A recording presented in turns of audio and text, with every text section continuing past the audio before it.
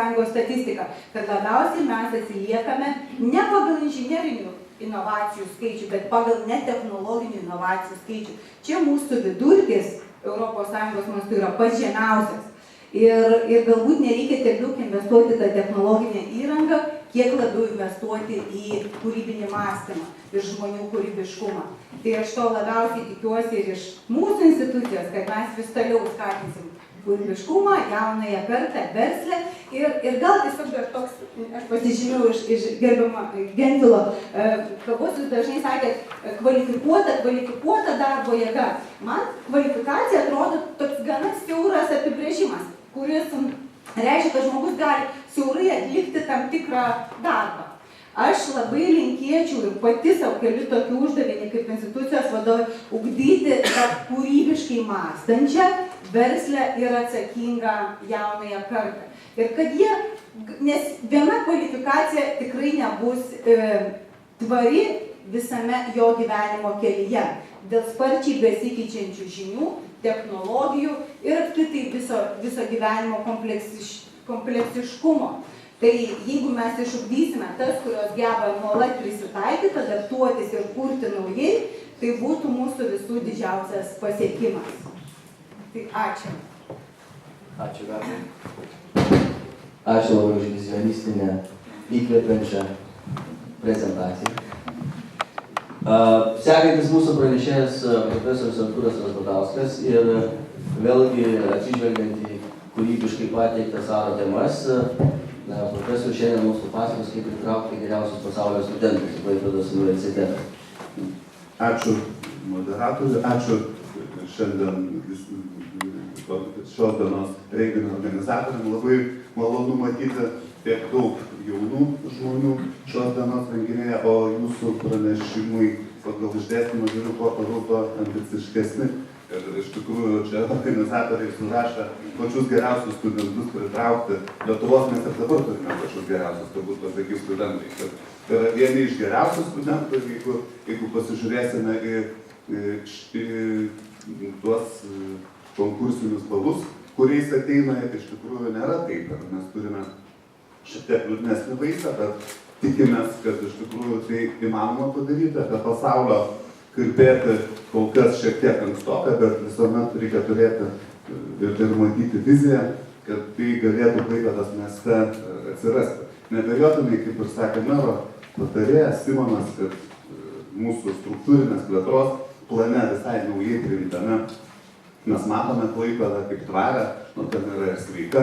Klaipėda tai sveikiausias miestas, sveikų miestų tinkle dalyvaujantis vyksta procesas, kuris iš tikrųjų turi didelę reikšmę ir aš manau, kad ateityje jisai tikrai turės ir vienas iš tokių labai svarbių miesto plėtros prasme neabejotinai yra demografinis procesas ir jo vystymasis ir be jaunų žmonių, be jaunosios kartos miestas tikrai negali plėstis, nežiūrint to, kad mūsų universitetas vienas iš pirmųjų yra įsteigęs 3 amžiaus universitetą ir senjorų užimtumas irgi yra svarbus mums universitetui veiklos dirboje. Vienas iš faktorių, kur mes dirbame pakankamai stipriai, bet jaunosios kartos pritraukimas yra labai svarbus į Klaipėdos miestą. Tai demografinė prasme mes galime pritraukti arba Klaipėdos gyventojus, arba lieka tarptautinis bendradarbiavimas ir tarptautiškumas, ką ir daro iš esmės turbūt stipriausiai vieną, kaip sakė direktorė, turbūt irgi turi nemažai, bet Lietuvos krikščioniškasis universitetas, SSI, čia turbūt ponia Eglė matau sėdi, galės pasisakyti savo patirtį. 3 pasaulio, kaip sakė Andrius, geriausio pasaulio, tai gal 3 pasaulio, pradėkime nuo 3 pasaulio šalių, mes Klaipėdą iš tikrųjų dabar SSI turime ir galime pritraukti. Universitetas apima 3 struktūrinės dalis, tai jau šiandien kalbėti apie mokslą. Ir šiuo metu mes turime didžiulį potencialą Klaipėdos universitete. Mes būtent randame čia Baltijos aplinkotyros institutas, kuris reziduoja irgi čia kartu su mokslo technologijų parku. Tai vieni iš žinomiausių Excellent Europoje centrų mokslinių ir šiuo metu, nors ir paminėjo direktorė jūrinį slėnį šiek tiek iš, ne jūrinį, bet 5 centrus jūrinius slėnius šiek tiek iš tokios kritinės pusės. Iš tikrųjų yra daug ką kritikuoti šiuo metu, bet Klaipėdos universitetas dalyvauja jūrinio slėnio kūrime.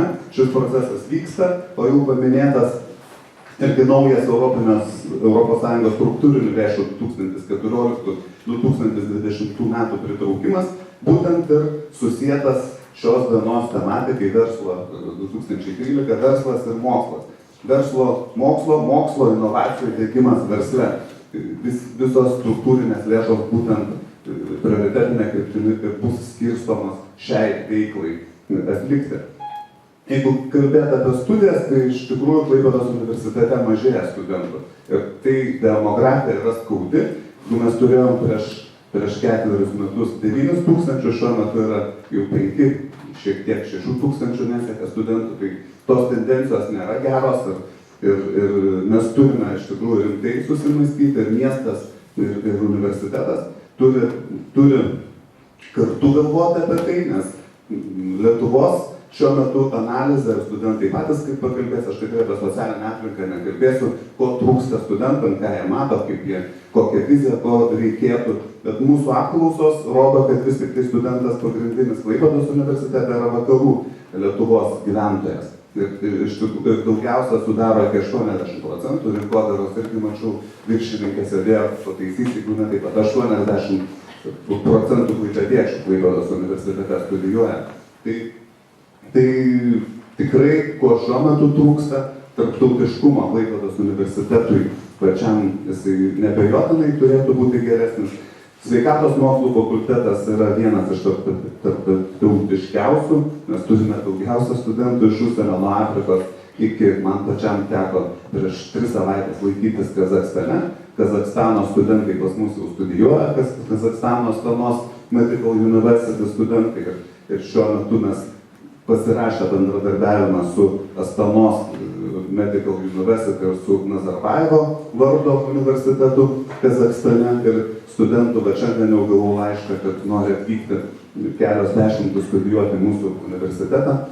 Tai trečio pasaulio šalis iš tikrųjų būtų ta galimybė, kurią mes galėtumėme išnaudoti ir universiteto kita dalis struktūrinė, kuri yra iš tikrųjų labai svarbu, tai praktika, praktikinė veikla, kur vėl mes matome didžiulės galimybės ir ateinančias su pasibaigusiu projektu, partnerio projektų, kur galimybės dabar ką tik pasirašė Pramonės konfederacijos prezidentas Dargis, būtent šį susitarimą, kad pritraukti kuo daugiau studentų ir Lietuvą, ir iš Lietuvos, ir finansuoja Pramonininkų konfederacija kartu su universitetais. Klaipėdos universitetas irgi įeina į šį tinklą su Vilniaus, Gedimino ir kitais universitetais. O jau kalbant apie šios dienos temą visiškai, ir tai yra švietimas, bet jau kalbant apie verslo, nes iš tikrųjų SVV ką tik tai taryboje kalbėjome apie pritraukimą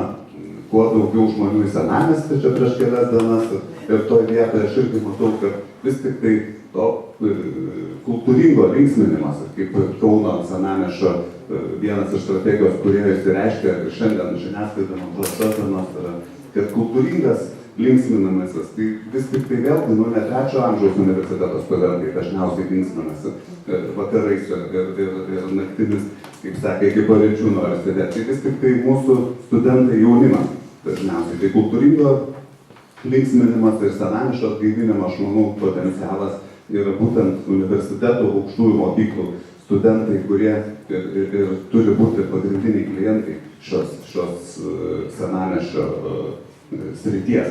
Ir iš tikrųjų Klaipėdos miesto savivaldybė dirba ir aš matau kaip tik administracijos direktoriaus pavaduotoją daug dirbančią ponę Velikienę Albiną, kur kultūros fabriko veiklos programa patvirtinta ir čia koreliuoja, susisiekia su mokslo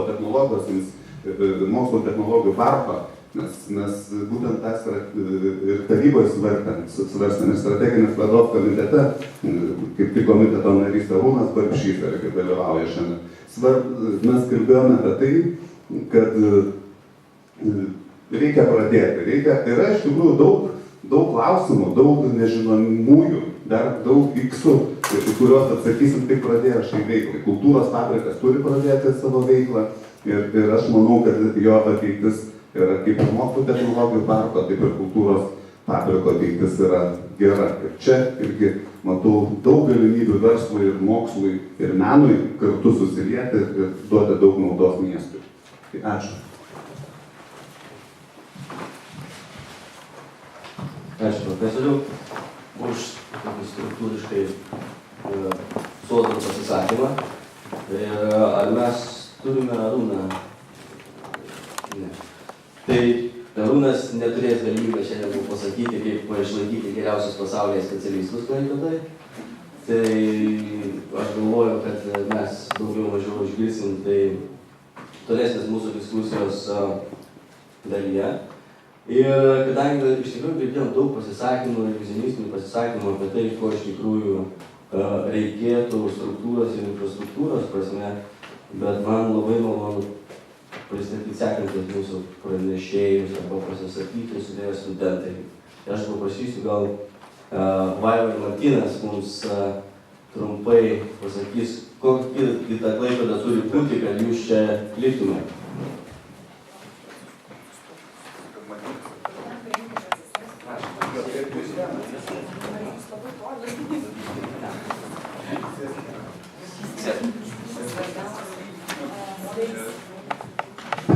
Sveiki visi.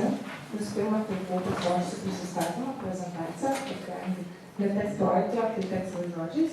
Martynas Kaupas taip pat buvo paruošęs prezentaciją, tai aš papasakosiu savo žodžius, kitas papasakos savo nuomonę, mes patarsim viens kitą. Taigi, koks turėtų būti Klaipėdos miestas, kad jis būtų patrauklus jaunimui pasveikti, studijuoti ir gyventi? Jis turėtų būti inovatyvus, perspektyvus, sveikas, tvarkingas bei saugus. Taigi, pakalbant apie perspektyvumą. Studentas studijuodamas Klaipėdoje praleis mažiausiai 4 metus savo socialinio gyvenimo. Todėl, jeigu jis nebus sudomintas per pirmus 2 metus pasilikti čia ir toliau gyventi, tai jis toliau nebesidomės nei mokslo galimybėmis čia, nei visuomeniniu gyvenimu. Taip pat dėl to bus atmiręs Klaipėdos senamiestis. Kitas aspektas tai yra, kad studentų karjeros ir studijų galimybės turėtų būti aiškus, studijuojant ne tik kolegijose, bet ir universitete. Turėtų būti aiškus privalumai, kodėl reikėtų gyventi Klaipėdoje. Toliau turėtų būti teigiama daugiau pasiūlymų studentų ir jaunimo aktyvinimui. Be to yra iš tikrųjų daug neišnaudotų galimybių, apie kurias studentai gal žino, tokios kaip Erasmus mainų programos. Tačiau trūksta informacijos sklaidos ir tik tais mažuma studentų išvažiuoja ten studijuoti. Taip pat yra Klaipėdos universiteto studentų, kurie dalyvauja Lietuvos mokslo tarybos projektas, bet juose galėtų dalyvauti žymiai daugiau studentų, tačiau vėlgi trūksta viešinimo informacijos. Taip pat turime karjeros centrą, kuriame tikriausiai nedaugelis studentų dalyvauja tos visos akcijose. Ir vėlgi galiu pasakyti, kad trūktų informacijos sklaidos. Ką galėčiau pasiūlyti mokslo organizacijoms ir verslo įstaigoms? Mano manymu, turėtų būti aiškus bendradarbiavimas tarp šių dviejų organizacijų. Todėl, nes studentai studijuodami Klaipėdos universitete turi žinoti, ką galės daryti pabaigę studijas, kur tiksliai galės dirbti. Ir todėl turėtų būti, kaip sakau, aiškus bendradarbiavimas. Pavyzdžiui, ISM universitetas Vilniuje skelbia, kad pabaigus tam tikras studijas, tu vėliau galėsi dirbti Omitele, tarsi ne konsultantais ar panašiais darbuotojais. Vėliau papasakant apie renginius. Renginiams turėtų būti turi būti orientuoti į kultūrinį vyksmą, nes kaip pasakė dekanas mūsų fakulteto, tai turėtų būti orientuoti ne tik į pasilinksmimą, bet ir įtraukimą studentų. Kad jie galėtų užsiimti kokiom interaktyviom užduotim, kad bus keliamos įvairios akcijos, pasiklausinėjo savo studentų bendraminčių, ko norėtų. Jie atsakė, kad jie norėtų aktyvių pasiūlymų, kad tai nebūtų tik tais, kur nueiti ir ką pasižiūrėti, o to pačiu, kad tu galėtų būti įtrauktas į tą veiklą. Ir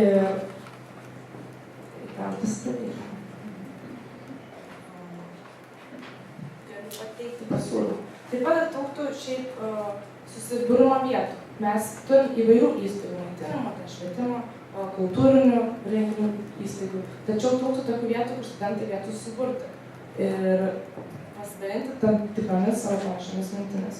Kiek girdėjau, Martynas Klupas irgi paminės tokias kelias vietas.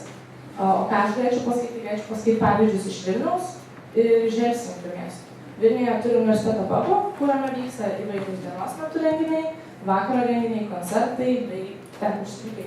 Vakare tai buvo traktuojama kaip koks klubas. O Helsinkyje turi klubą, barą, centrą, kaip norite pavadinti, Tintintango. Ten vyksta įvairūs mokomo pobūdžio renginiai, muzikiniai gyvo garso vakarai ir netgi ten žmonės, studentai gali išsiskirti savo skalimus. Nors tai atrodo labai keistokai, tačiau studentams reikia tokių dalykų. Bet to daugelis studentų norėjo nemokamų renginių, suprant, kad tai verslo įstaigoms nėra labai paranku, o kiti prašė renginių su didesnėm norom. Tačiau reiktų nepamiršti, kad verslo įstaigos turėtų glaudžiai bendrauti su studentais. Aš nesakau, kad turi pasiūlyti nemokamą renginių. Tačiau per studentus jie gaus tą rinką, kuri dalyvaus jų versle. Nes studentų savivaldos ir organizacijos jose arčiausiai studentų. Ir jeigu verslo įstaigos bendradarbiaus su studentų atstovais, tada gaus tos rinkos ir studentai bus įtraukti į visuomeninį gyvenimą labiau. Be to visos įstaigos, tai švietimo, mokslo, aptarnavimo paslaugų įstaigos, verslo, turėtų siekti vieningo tikslo, kaip reiktų atgyvinti Klaipėdą. Nes visgi senamiestis yra pakankamai mirs. Nors renginių vyksta, tikrai vyksta, tiek kultūrinių, tarpsime, dramos teatro, muzikinių teatrų, studentų renginių, jų vyksta, tačiau trūksta to viso viešinimo. Ir du didžiausi minusai, kodėl Klaipėdos jaunimas nėra, nesižiūri to Klaipėdos gyvenimo, Klaipėdos miesto patrauklumo, tokį kaip kriterijai didžiausia tas, kad studentai yra pasyvūs ir trūksta informacijos sklaidos. Todėl norėčiau pasiūlyti didinti studentų motyvaciją per įvairius renginius ir didinti informacinę sklaidą. Tai tiek gal norėčiau pasakyti, nebent jeigu jie prisiminsiu nors, tai informacinės pasakyti. Ačiū, Vaiva. Mes dar turim Martyną. Sveiki gyvi, bijau mikrofoną truputį. Toks klausimas, kaip koks turėtų būti Klaipėdos miestas, tai čia iš tikrųjų tokį klausimą būtų gana sunku atsakyti, nes reikėtų padaryti labai didelę socialinę apklausą iš tikrųjų visų Klaipėdos miesto studentų, ko jie iš tikrųjų nori. Nes kaip mes patys studentų sąjunga iš tikrųjų kartais juokiamės, kad jie patys net nežino, ko jie nori. Sakom, trūksta renginių, suorganizuojam, neateina. Trūksta pramogų kažko, atsiprašom, pasiūlom nemokamą alaus ir tai neateina. Tai iš tikrųjų, ko jie nori. Bet šiaip pamačius, ko trūktų Klaipėdos miestui, tai pasižiūrint į Vilnių, tai iš tikrųjų studentų gyvenimą pagerintų visą parą veikianti moderni biblioteka iš tikrųjų. Nes kiek pasižiūrint į Vilniaus pavyzdį, tai susirenka iš tikrųjų labai daug studentų į tą biblioteką ir būna studentų, kurie mokėsi dieną iki pat vakaro ir net neturi laiko nueiti į biblioteką. Ar yra net ir vakarinių ten, kas vakarais studijuoja. Tai būtų toksai labai geras dalykas ir būtų, manau, geras dalykas tokį įsteigti kaip studentų hostelį. Būna irgi Vilniui, Kaune, studentai, kurie, pavyzdžiui, negauna bendrabučio, ieško iš tikrųjų būtų, o šiais laikais yra labai daug žmonių tėvelių, kurie gal neturi tiek daug pajamų, tačiau reikia mokėti už būtą. Tas hostelis vis tiek gal daug maž tos kainos turėtų būti panašios kaip bendrabučio. Ir vis tiek sąlygos kažkiek geresnės, gal kaip dabar universiteto ar kitų aukštųjų mokyklų bendrabučiuose. Taip pat vienas iš dalykų tai būtų viešųjų erdvių plėtra susiekimas, tai buvome studentų sąjunga bandėm pramušti tokį dalyką ir kalbėtis dėl viešojo transporto darbo ilginimo. Tai kad kaip Vilniuje irgi žiūrint čia į Vilnių jau kelintą kartą, kad visą parą veikiantis transportas ar kelios linijos, kad ten koks vienas autobusas į valandą važiuoti ar kažkas tokio, kad vakarais galėtų studentai grįžti namo. Po to, kaip minėjo, tai būtų studentiškų susibūrimo vietų steigimas, kur studentai galėtų reikšti savo meninius gebėjimus, idėjas ir mintis. Tai irgi žiūrint į Vilniaus Kauno pavyzdį, tai tokie kaip alaus namai, muzikos rūsys, kur susirenka studentiškos grupės, pačios groja, pačios ten susirenka ir tapo, ar bendrauja, ar dar kažką. Kitas dalykas tai būtų verslumo skatinimas, tai čia nežinau, reikėtų žvelgti į verslo perspektyvą. Tai pritraukti įvairiaus profilio įmonės į Klaipėdos miestą, kurios padėtų realizuoti profesinės žinias, tai čia gal labiau praktikos studentams, darbo vietos ir panašiai, nes praktikų vietų iš tikrųjų trūksta. Ir studentai labai norėtų, aišku, pro tos praktikos nežino ir labai daug žinių nežino, bet kažkokį tai atlyginimą gauti ar kažką panašaus. Ir tai bet pats žiūrėdamas, kaip aš iš savo pozicijos, kadangi mokausi informatiką, tai Klaipėdoje iš tikrųjų yra, pasakant darbo, kaip žiūrint į darbo perspektyvą dirbti, tai yra iš tikrųjų žemos, mažos. Nes visa rinka yra Vilnius Kaunas, du didmiesčiai. Ir visi protai baigia technologinius mokslus išvažiuoja į didmiestį. Nes nėra plėtros, čia kaip sakė, geriau labai nežiūrėti tą technologijų pusę, bet technologijos tai yra, kur mažai darbuotojų turint įmonę gali daryti labai didelius pinigus iš tikrųjų, bet čia jau reikia ir valstybės paramos, ir savivaldybės paramos, ir gal kažkiek verslo paramos, tai nežinau. Tai čia ir studentų verslumo skatinimas įvairiomis formomis, tai gal savivaldybė, verslas ir galėtų tai skatinti įvairius mokslo projektus ar kažką panašaus, tai ar subsidijom, kažkokiam išmokom, tom pačiom darbo, čia kaip pasakyti, tom žodį darbo vietom, kur dirbti realiai tas teritorija ar kažką tokio panašaus. Tai daugiau net nežinau, ką pasakyti. Ačiū. Pasakyk, ar alaus duoda toj bibliotekai? Ne, neduoda. Ačiū.